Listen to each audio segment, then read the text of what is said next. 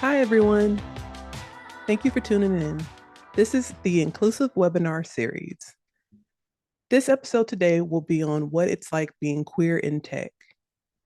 Thank you to our sponsors. You can learn more about them via the links in the description of this video or at underrepresentedtech.com/webinar.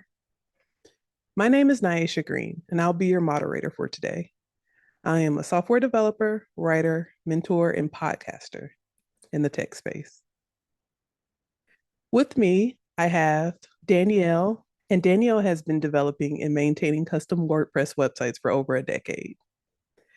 They'll get excited anytime there's a gadget to tinker with or a puzzle to put together.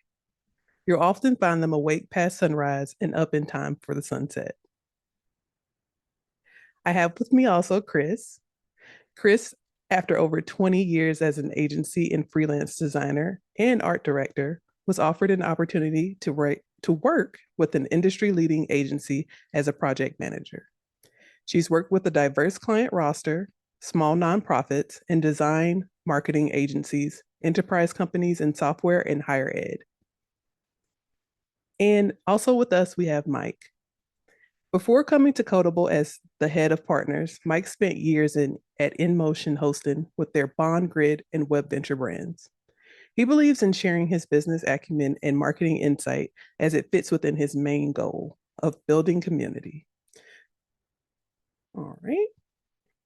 Thank you all for joining us today, and let's get started. So, for my first question, what do you all wish people knew or understood about what it's like to be queer in tech? Yeah, I can go ahead and start. I think after a while you sort of just get used to assuming you're the only one just because it's safer that way, and it's easier to operate in a world where you're around a bunch of people who aren't like you, to just sort of assume that and then be pleasantly surprised if that's not the case.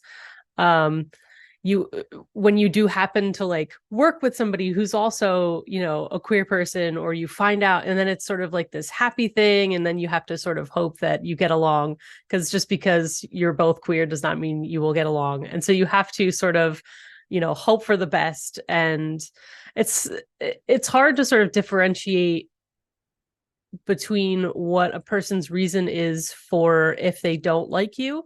You sort of, after a while, you stop trying to figure out why somebody might not like you, because I'm neurodivergent as well. So I will often, not follow some social rules. And so a lot of times that'll, make people feel, that they don't like me for one reason or another. And so it could be that, I was once a female in tech, and so was it that reason? And so you have to sort of actively remember that not everyone cares necessarily, and you don't always need to be on guard, and it's on them if you're, if they feel uncomfortable around you. And so you have to do this active work until it becomes second nature to be able to not always be on guard, because then, that takes energy and extra effort and sort of this, always on guard sort of thing. And I mean, it's up to you individually too, where it's sort of like a disability where if it's not a visible disability, you have to decide, do I make that conscious decision to, come out at work? And, so if you do, and if you don't, those both come with, positives and negatives. And, so it's sort of this complex thing of intersecting identities, and it's extra mental effort, I think, to exist as a person who's queer in the workplace, queer in tech, when, anytime you're doing something that's where you're the minority in a thing, you have to decide, not to care, basically. And somebody is always going to feel like you're not enough X to be able to be there. And so you have to sort of fight against that sort of stigma against that, where, you have this stereotypical sort of like persona. And anytime you're not that persona, you know. So kind of spinning off on that disability thing. I follow a disability advocate on Twitter, and I'm not 100% sure I'm pronouncing her name correctly. It's Amani Babarin. Um, and I read this tweet from her today that I was like, you read everything for a reason because of this podcast today. And she just said, do you know, and I'll keep it clean because, you know, family show, but she said, do you know how much energy it takes to advocate for yourself every single day? And it is exhausting sometimes to have the onus on you. I am so over the, well, can't you teach me? And I'm like, I have been an out queer for over 25 years. And the information is out there, and I am so tired of it being my responsibility to hold your queerphobic or transphobic or anyone different from me phobic hand and walk you through the kindergarten of this information that is readily available, that, you know, and it's just, some days you wake up and you're just like, I'm so tired of doing this. You know what I mean?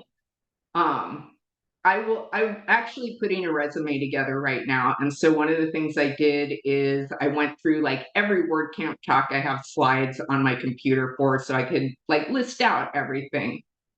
And my first WordCamp Orange County was in 2013. And I will never forget standing outside, introducing myself to someone and bringing up my wife. And he was like, wow, you're so brave. And I just looked at him and like, I wish now I would have been like, why are you going to kick my butt? Like, I don't get why it's so brave to be honest about who I am. Like, I mean, it's pretty obvious. Like, I'm not running around passing at all. Um, but yeah, it's just tiring. And sometimes it's just the like if I could sum it up in one word, it's like, really? Yeah, I think too, going off of that, it's hard to put yourself first a lot of times because you feel that responsibility to, like, if somebody's going to ask you a question or whatever, you don't want to come off as seeming like, I don't want to explain that. And, that, well, I was just trying to be, I was just trying to find out, or I was just trying to, like trying to sort of, so you want to, as myself, I feel compelled to sort of explain that and stuff, and so you have to take that extra step to then protect yourself from always putting in that energy. And it is interesting how, like you said, the disability, the accessibility community that I'm in, people with disabilities, all of these things sort of have things in common. I know a lot of people of color on Twitter have said things that I have had similar experiences of people talking to me, and it's sort of like, I'm here to talk to you about all the queer things as whenever I can, but also sometimes I just want to talk about how I can do this tech thing. Like, not everything that I say needs to be related to how queer I am, like, it's just, I'm just a person, so yeah, it's definitely hard. It is, it's like dehumanizing, right? It's like, I am so much more than this one thing that you can't seem to change the focus on. Like, I'm this whole well-rounded, like, dude, let's talk about Asana. Yeah, so I'm in a kind of an interesting position because I can pass, because I'm in a monogamous, what appears as a heterosexual relationship externally. And so a lot of people are confused when they hear about me being pan or non-binary. And then I get at every WordCamp, because I'm helping organize the pride parties post-COVID, I get a lot of, well, does that mean you're in an open relationship? And it gets pretty tiring to have to explain that identity isn't the same as, like, you can be queer and monogamous, you can be open and straight, and all that's valid, but having to explain it again, it gets a little tiring. And honestly, kind of surprised that these questions keep coming up at WordCamps of all places. Yeah. So it is interesting, like, you know, they were saying earlier that you always have to keep educating. And I do put myself in that position though, because of the pride parties, but it does take a lot of effort to try to advocate for yourself. And I wasn't really out in WordPress till right before COVID, 2019, 2020, when I wrote a blog post about it. And it has to be hard to come out post 2016, right?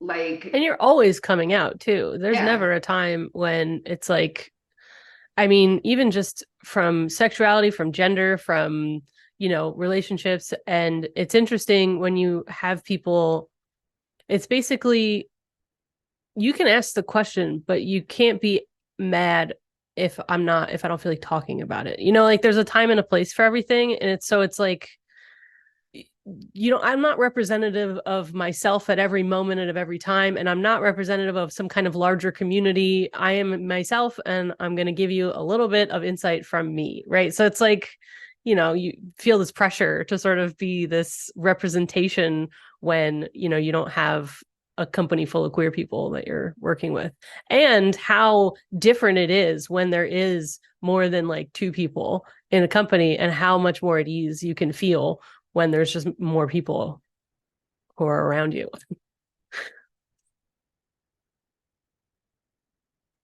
Awesome. Thank you. I have for our next question for all of you. What is the biggest challenge facing you as a queer person in tech right now? Who wants to go? Should we go in the same order? It's up to y'all. Whichever order you want to do. Yeah, I mean, I guess might as well. For me, it's dealing with other people, but that's sort of indicative of just my overall difficulty in dealing with other people. That's usually my hardest thing, is being forced to interact with people who I don't choose a lot of times. So being able to work for myself, work in WordPress, work in wherever, I can work with people I'm aligned with, but sometimes that's not always the case. And I mean, until recently, I was given more guff when I was a female in tech than I ever was for being queer. It felt like people were more practiced at acting superior to women. And it sort of was, this, well, I don't want to come off as seeming, homophobic.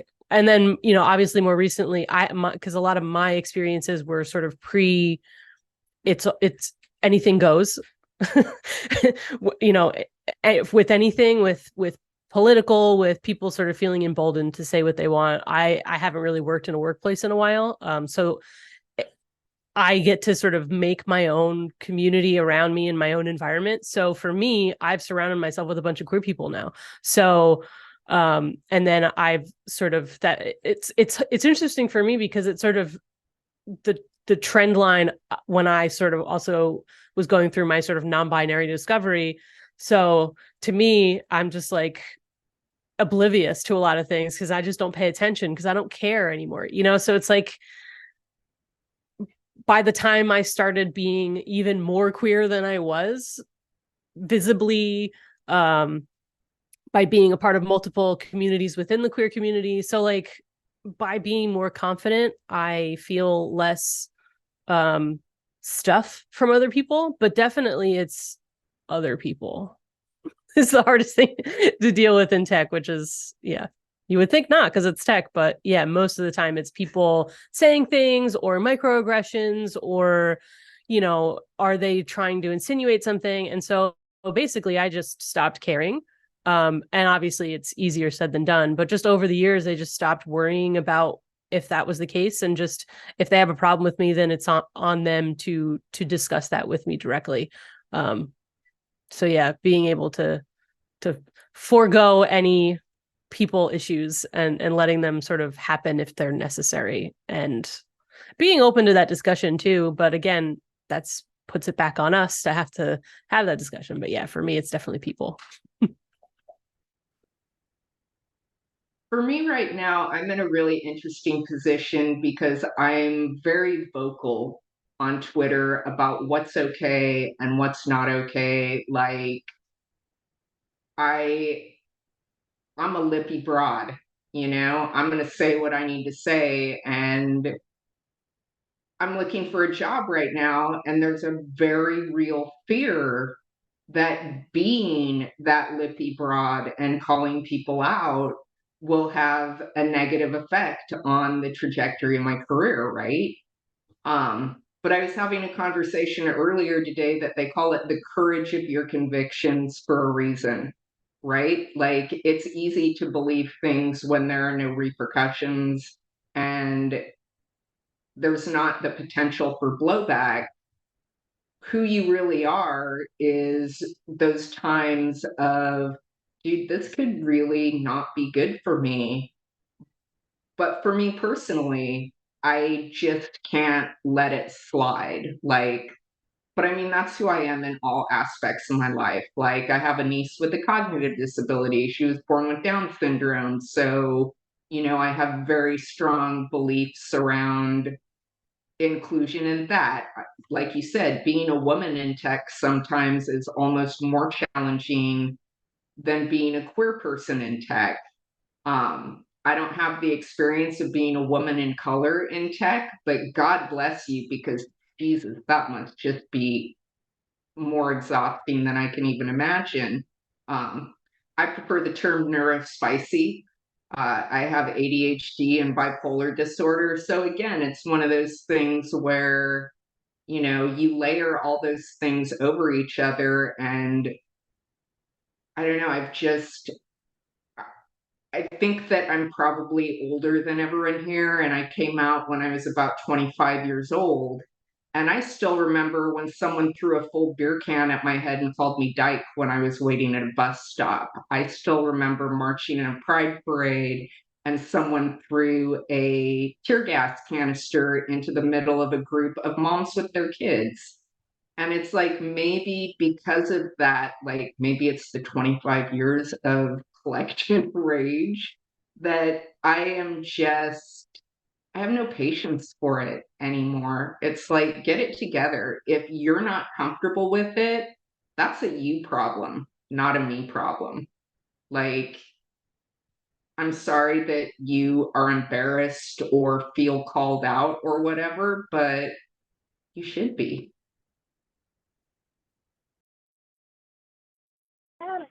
So it's people are definitely one of the more challenging things. I would definitely agree with you there. And the job search part is interesting because when I was looking for a job, which was a while ago, I would put on my cover letter that I was LGBT and I would phrase it like, as a positive, not because I thought it would actually help, but it was a good way to filter out companies who I wouldn't be a fit with. When I would get replies like, why did you include this? Or it doesn't matter. Or then I'll be like, okay, great. We're probably not going to be a fit for me to work at. I actually kind of have it reversed now. Like at Codeable, we ask for people's pronouns on the application for two reasons. One, it's good, and two, it's a great filter for idiots that are going to say stupid things in that box.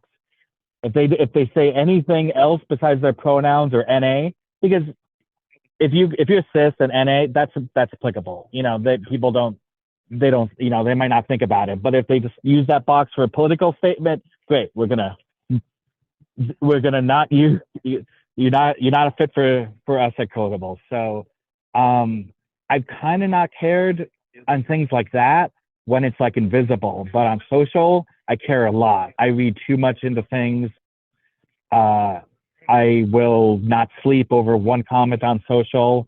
I mean, some of the stuff, the WordCamp US Pride Party, got tens of thousands of views, and I didn't sleep for most of that week because of just the stress it caused. So I would like to say I can forget people's comments, but I really can't. Like, I've also been at tech events and I've heard the F word used in humorous connotations, and that's not okay either. So I would say people's the most challenging part, and trying to let it roll off your back, because everyone says, "Oh, just ignore it," but it's really, at least it's hard for me. It's really hard to ignore it. Yeah, I think on that same thing, it's sort of nice when you can use that as a way to filter it out. I think the job market obviously ebbs and flows, and so when you sort of feel like you're not getting a call back for a job, you sort of feel like, is it because of this or that? And it's hard too, because you're sort of dealing with one person who's filtering through these applications, right? So one person can give the entire company this, gatekeeping type of aspect to it, where you can't get in the door to the people who really don't care. Or I saw somebody, I think on Twitter, that was like, anytime I see somebody's pronouns on a resume, I just throw it out. And you're like, I get what you're saying, that you're like filtering somebody out and then they said it's because it's some kind of potential complaint factory. And it's like, but actually, not to be a but actually person, but it's the other people that are the problem. Most of the time, we're just living our lives and existing, and we're a person in tech who's trying to do tech things at your company. Like, we don't care as long as other people aren't making our lives harder on the day-to-day basis. It doesn't matter. You're talking about your spouse, we're talking about our spouse, you're talking about what you did after work, we're talking about and so like this whole sort of like poisoning the well kind of thing, where you're setting the tone for who you're hiring, and you're only hiring people that wouldn't put pronouns on a resume. Well, then you're making it harder for somebody who does come in and maybe a year later decides that maybe they want to start exploring different pronouns, and then well, now nobody's around because you filtered everybody out. And so now it just sort of makes the whole culture a little bit more toxic. And so it's, again, just other people making it harder just because they haven't met a queer person before that they know of. So it's just, or they think that it's not right or this or that. And it's like, okay, but you can believe that and not make it life harder for other people. Heard this one time that has become my social media mantra, which is stopping before you hit enter and saying, does the entire world need to hear this thought of mine? Which is why I delete like 80% of my tweets. But oh my God, I wish other people would follow that advice. Like, do you feel like the entire world really needs to know that thing you think? Maybe not. Like, maybe you should just and keep that to yourself. And it's your belief, great, but no need to attack me with it. Like, yeah. And I think to flip it a little bit too, somebody speaking up is also so meaningful too. Because a lot of times you just, again, live your life, whatever. And so if you hear something, as a straight person, as not a person who's not a member of the queer community, you can easily make somebody's life so much better by just sort of not making them always be the one to speak out. Just sort of something that you might not disagree with, don't always be afraid of like ruining a friendship or whatever. It's like, well, how about not ruining somebody's life? Like, like you could just make everything so much easier by sort of speaking out when you see something as well. Did you have something to say, Mike? I thought you were about to say something. Did you want to add? Yeah, I was just going to say about not everyone needs to know your opinion online. Alex Norcross did a talk at LoopConf in Salt Lake City, I think, called Create the Community Crave. You can find it on YouTube. It changed my life on me not responding as quickly to everything. Now, I still respond to stuff that I shouldn't, and I end up deleting stuff later. But I don't hit send nearly as much as I did 5 years ago. So his talk kind of talked about that, like, not everyone needs to know your opinion on everything. So I think that was the talk where he wore his trans women are women t-shirt, which means a lot too. Like, being a straight white dude from Florida, like, I know Norcross and he is just such a good person. And to see, like, to me, that's an ally.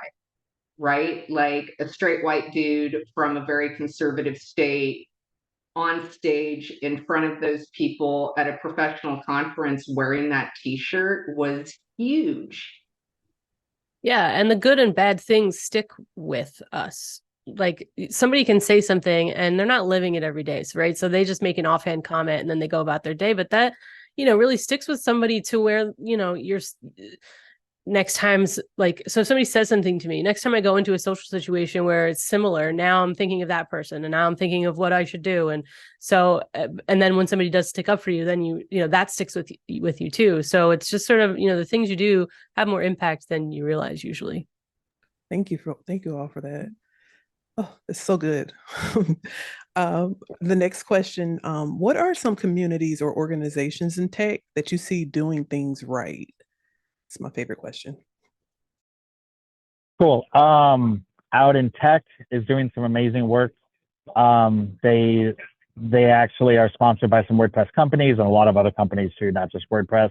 They do job fairs. They do their digital tech core, where a bunch of people come together and build websites for queer nonprofits. They do amazing work. Another good group is Out in Equal, which is very focused on kind of like the HR side of being LGBT in the workplace. They do amazing work. And then this is not really a nonprofit, but I would be remiss if I didn't mention it. Pride Life. Pride Life is the only LGBT certified by the LGBT U.S. Chamber of Commerce as a domain register. So if you are looking to have domains, like you can get them from Pride Life and support a LGBT domain registrar that then in itself does grants and other things to other LGBT organizations. And then in a similar vein, your local LGBT Chamber of Commerce, both national and local, do good work too in your own backyard.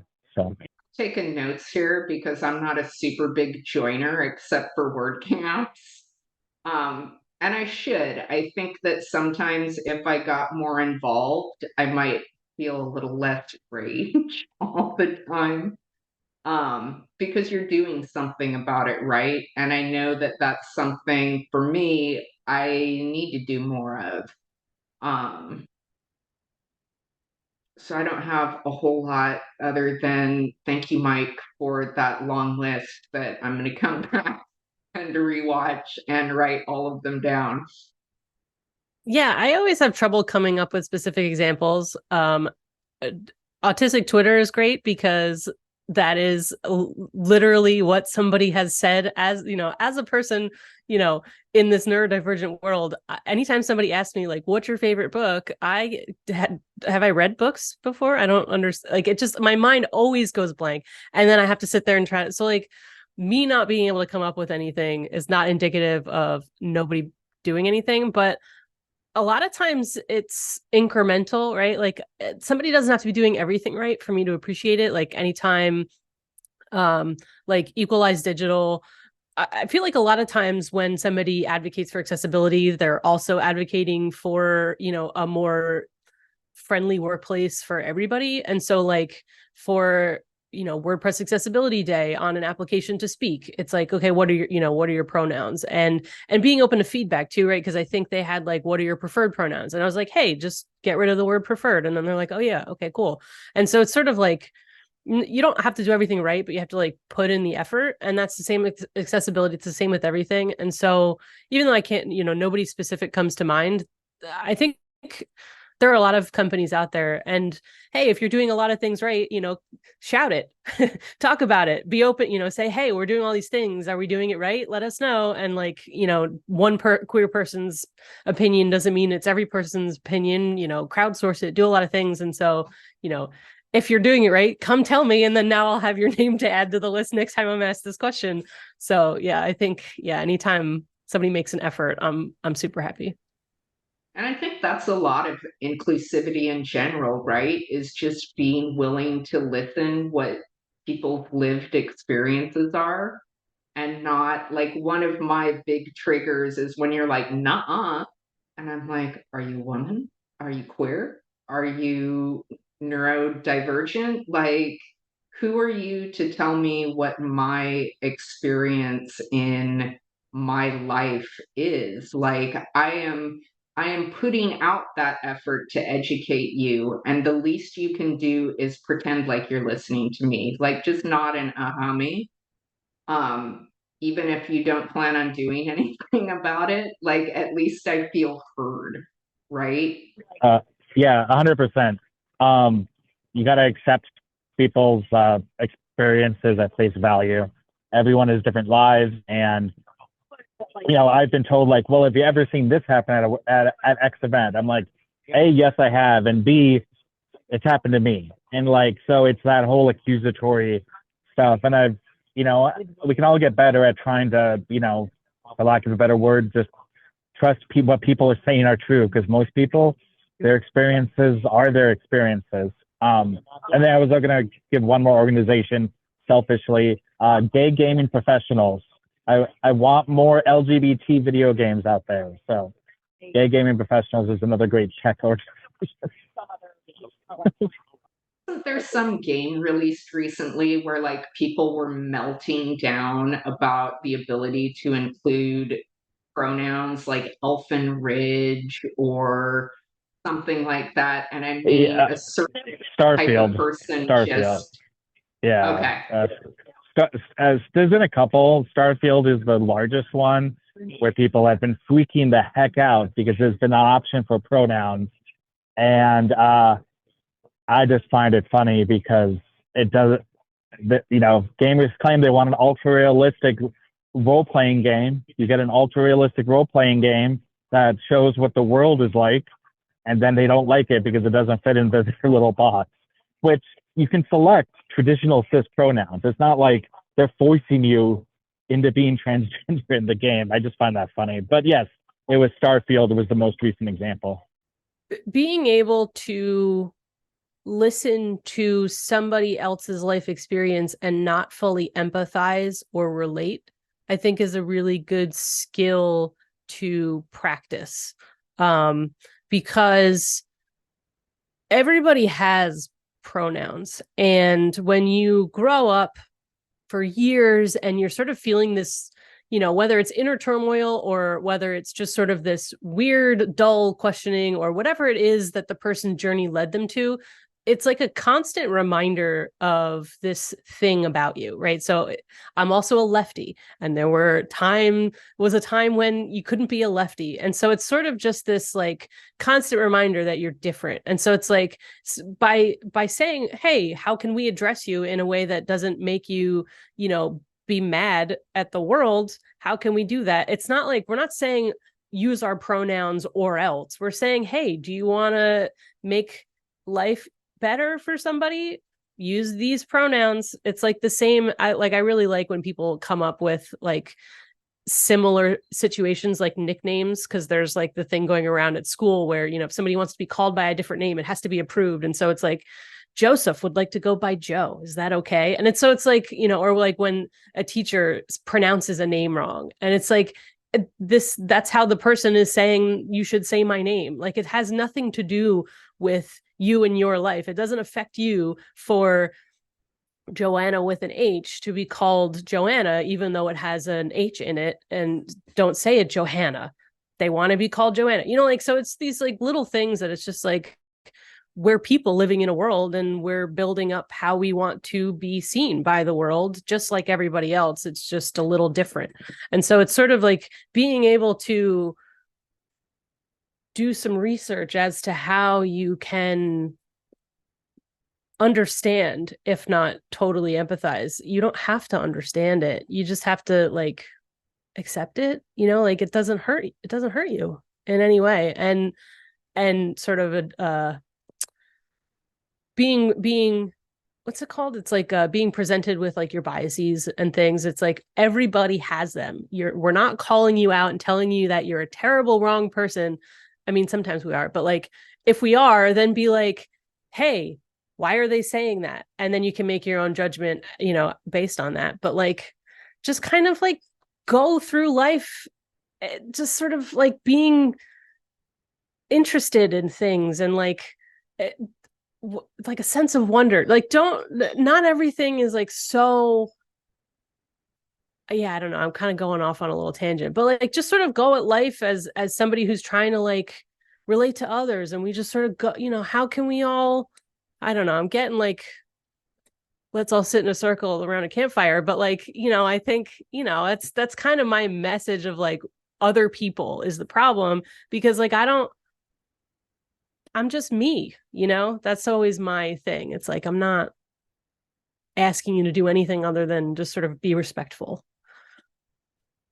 I love that quote, when you know better, do better, right? Because I've screwed up stuff. Like I was having this great conversation with my cousin's kid at Disneyland, and they're currently going through some gender confusion right now. They're like, I'm going by they, them pronouns right now, but I'm feeling like I'm leaning more towards the feminine end of the spectrum.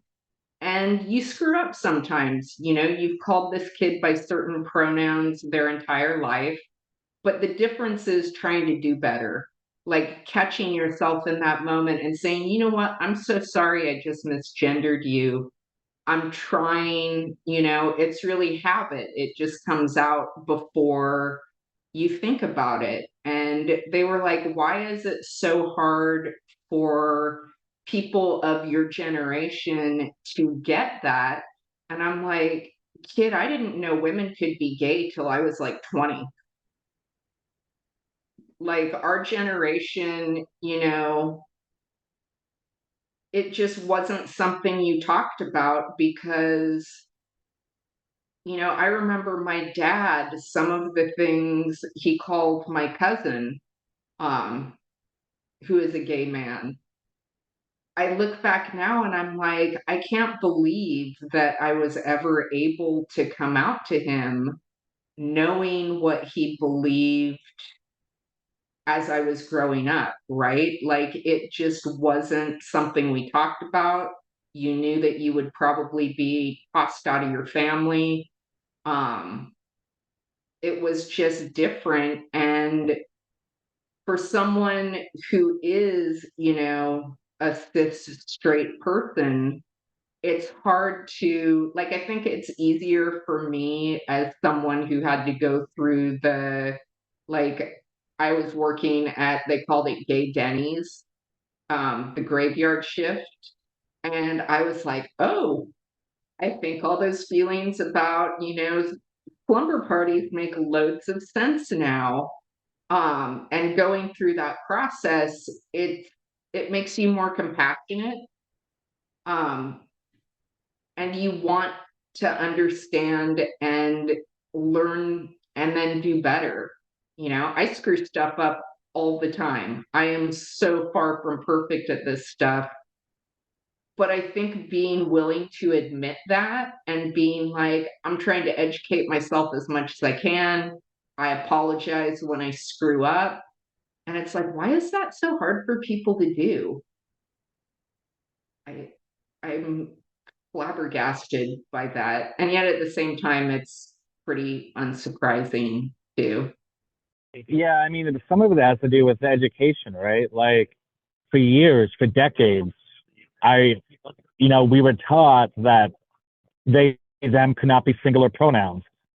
To this day, even though I identify as they, them, when I read it in writing, I have to reread the paragraph a couple of times to realize it's not a group of people, in like a novel or something. And so I think a lot of it, like you said, just try your best. And if you make a mistake, correct yourself and move on. Don't beat yourself up over it. Most people appreciate the effort. But I think a lot of it has to do with just like, having to diagram sentences for 15 years and being told one thing, and that stuff just gets set in you, and it's really hard to unlearn, even if that's not an intent. So people should also give themselves a little grace, because one mistake is not gonna, is not gonna blow up. People know when you're trying to be honest and trying to be respectful. Another question, and this doesn't just have to be about WordPress, it could be tech in general. Um, what kind of change would you love to see? And it could be like an immediate short-term change or something that can just get started and be a long-term change toward making things better in the community for people who are queer. For me, it's holding people accountable, right? Like, we're kind of told any marginalized group that, well, that's just how they are. And it's like, well, how they are is not okay, you know? And I think that that is where a lot of people are getting mad about the diversity and inclusion things, is for so long it's been the responsibility of the person on the outside to justify their existence in the community. And it's like, why are we not holding the people who are saying horrible things about marginalized people? Why are they allowed to speak at WordCamps? You know, why are we not holding people accountable for, and I'm not saying people who occasionally screw up, I'm talking about people who say truly reprehensible things about people of color, non-binary people, trans people, queer people, women. It's like, why is there, and I mean, I know why. It's because the people in power are, they traditionally, you know, are of those majority groups. I saw that group that Siobhan and Francesca put together about trying to get more women into leadership roles, specifically in the WordPress community. And to me, like, that's what it's going to take to change, is to have more diverse people in positions of power who can say, that's not okay. Because I can rail about how it's not okay, but I don't really have a whole lot of power over the decisions that get made, right? And maybe that's on me to, again, be more of a joiner and try to take that on. Um, but yeah, for me, it's really just accountability. Yeah, I think accountability and leading by example too. Like in an effort to sort of please everyone, you then please no one. And instead of pushing things further, you sort of try to keep everything the way it is, right? So like, what can we do to support you is a good example. And then being able to foster the environment where the person can answer truthfully, by saying, well, when people say these things, emotional intelligence, prioritizing that sort of interpersonal skills, and not falling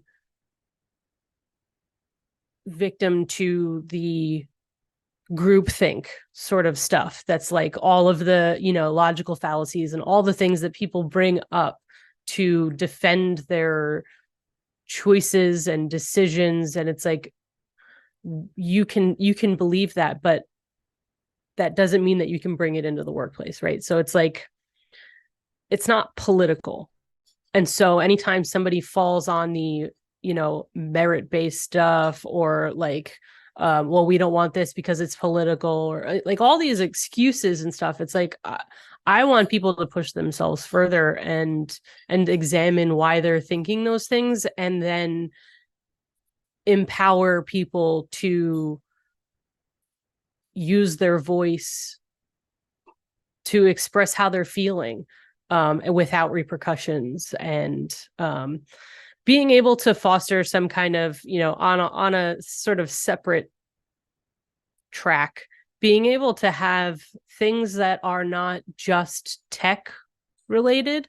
I think that always asking the queer person to talk about queer things is annoying, because sometimes you want to talk about tech stuff, but being able to foster relationships between other queer people, is helpful, because then you're more empowered to say the things in the job or survive the world of tech, or, you know, then you know that you have the strength and support to make it better and more open and more diverse. And so it's sort of these like sort of two ways to go at the problem from the top down and then from a community aspect as well. I don't know how to do that. I am not great at, I'm sort of, I know how hard it is. I was a part of a queer women's group of entrepreneurs. And so like, I know how hard it is to like get people to be involved and stay involved. And like, so I don't have the magic formula, but you know, if we can support the organizations that have been mentioned here that are doing this stuff already and sort of empower them to then go into these, you know, people's sort of like brains at like a little brain worm that goes in and sort of just starts to make people examine why they do things and think deeper about stuff. So yeah, from holding yourself accountable as well. I mean, it would be really nice if DEI in general just wasn't seen as a political thing, at least in the US. It's seen that way quite a bit. And like if X company sponsors X thing, I mean, I know I mentioned the Pride Party, but, you know, I'm one of the main organizers. So it's a top of mind. You know, some of the sponsors got accused of, for lack of a better word, being woke or trying to push an ideology. And I'm like, no, I mean, yeah, they're going to get some marketing benefits out of it, but they also wanted some support.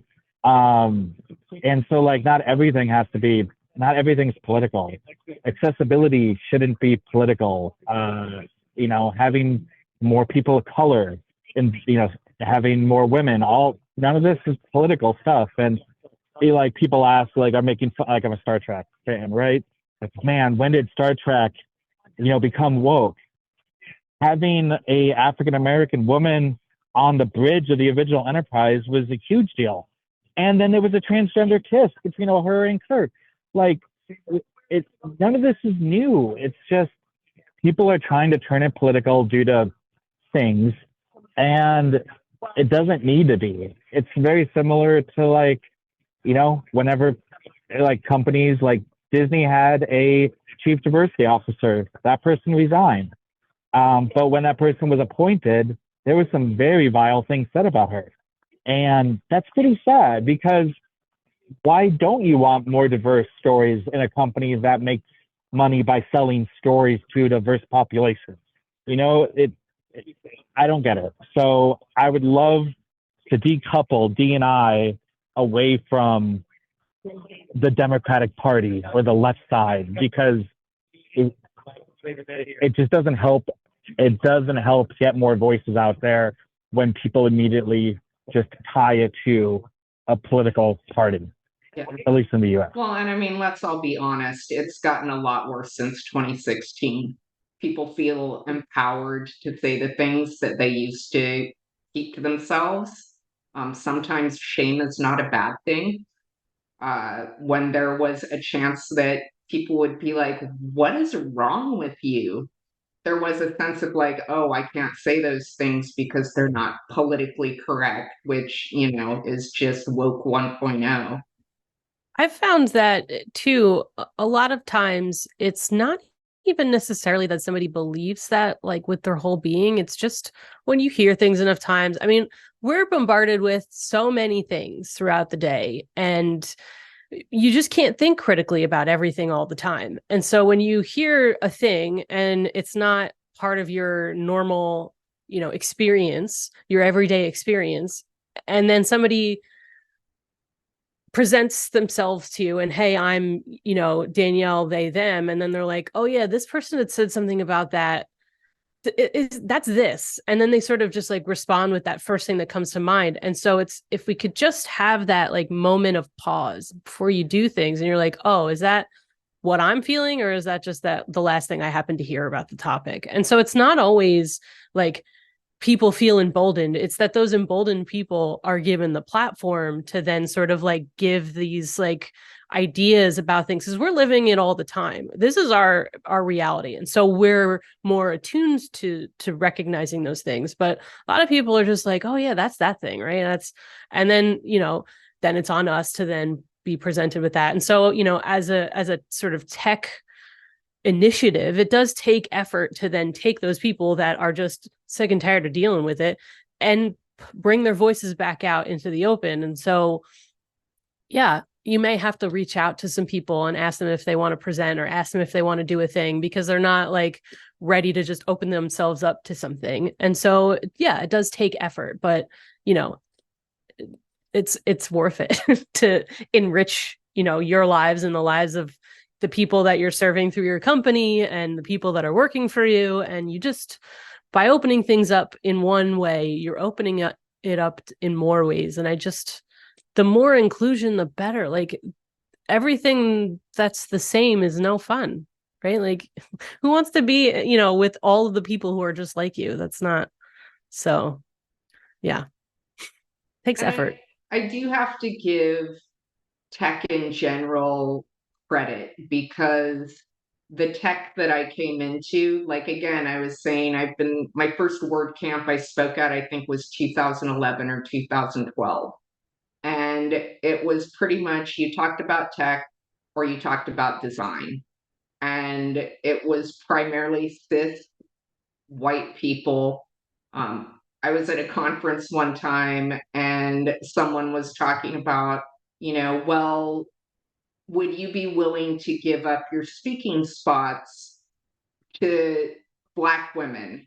And I'm like, absolutely, because white women are not diversity.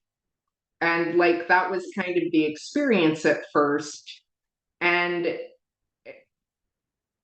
the world has widened up in the community in those last 15 years. You hear more about DEI initiatives. You hear more about people just in general talking about their lived experiences in a way you didn't used to. And sometimes I wonder if that's where so much of the backlash is coming. Like, it's like, haven't we given you enough? Like, we talk about it now, and I'm tired of talking about it. And it's like, you're tired of talking about it. Imagine how I feel about talking about it, right? Like, I would love if I didn't have to keep talking about this stuff. But at the same time, you would literally lose your mind if you couldn't celebrate those moments of moving forward, right?